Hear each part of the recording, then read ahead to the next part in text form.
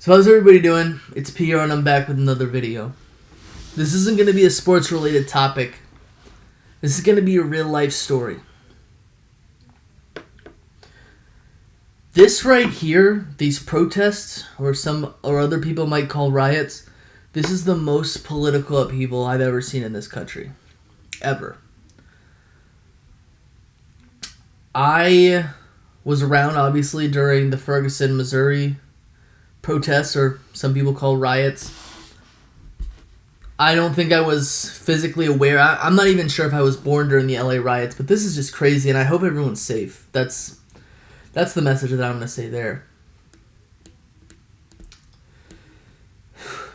You see, the user on YouTube, Simus Says, aka Simus1974, in his live stream that was, I think, 2 hours long, called The Last Dance at the TTC, he brought my name up. And it's very interesting to hear what he has to say whenever he brings me up. But he admitted, and he's said in other places, that he's been baiting me for years to call him the N-word. Let me just say right now that the N-word is not a part of my vocabulary. Okay. I am a teacher, and in my classroom, my students are Latino American, Hispanic, Chicano, however they want to claim to be Mexican American. I don't even tolerate them saying that word.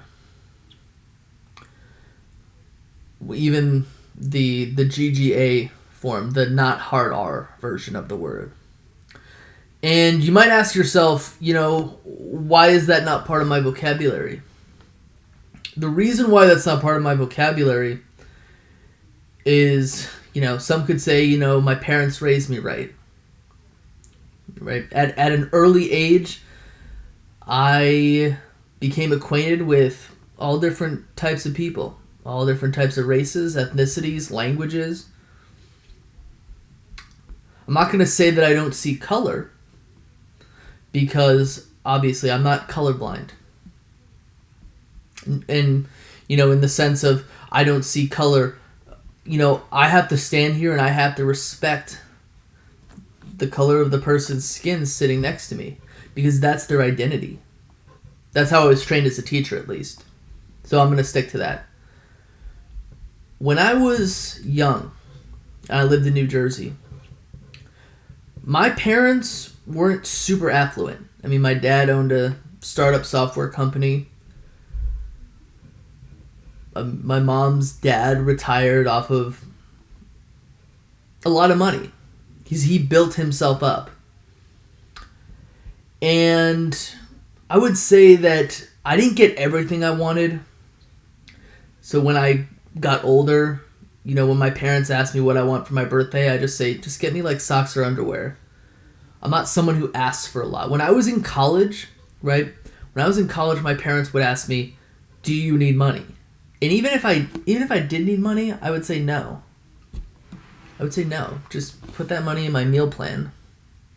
I wasn't someone who outwardly asked for things, because I knew that my sisters, they were the type of people that asked for things. But when I was younger, there was this woman who was housekeeper, babysitter. She did everything, right? My parents were at work. My parents worked. And she would watch me when I came home from preschool, when I came home from nursery school, when I was 3-4 years old. Her name was, but we called her, which she never corrected us on. So I even spend today calling her. She is I think she's about maybe 5-10 years older than my parents. She was a Jamaican immigrant. And I don't know why she came to the United States. I have no idea why. It's not up to me.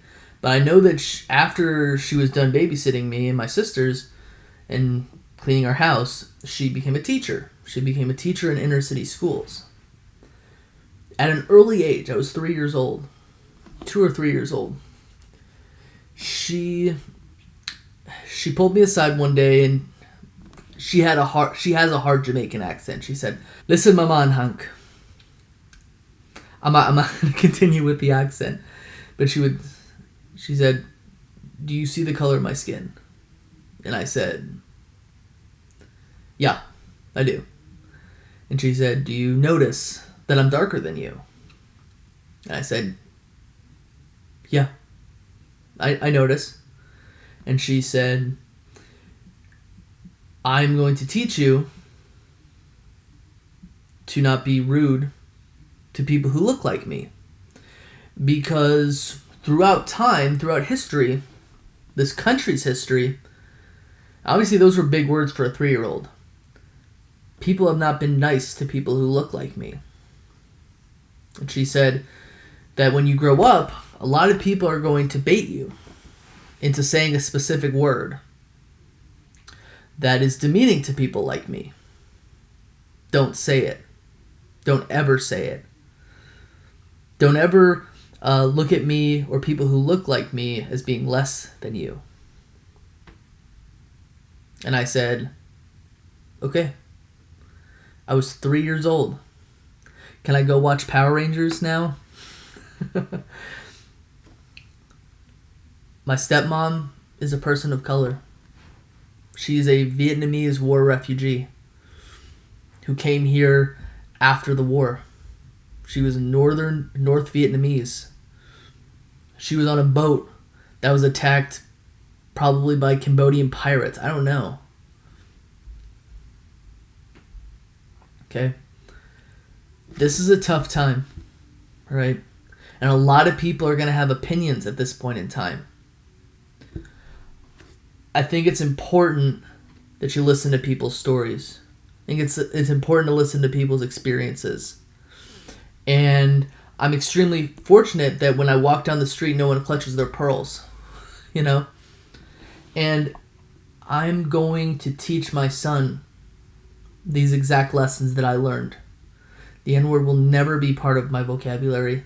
The N-word will never be part of his vocabulary. He will never, ever, ever, ever be that type of person. I'm going to make sure of it. So that's my story. I hope everybody's safe.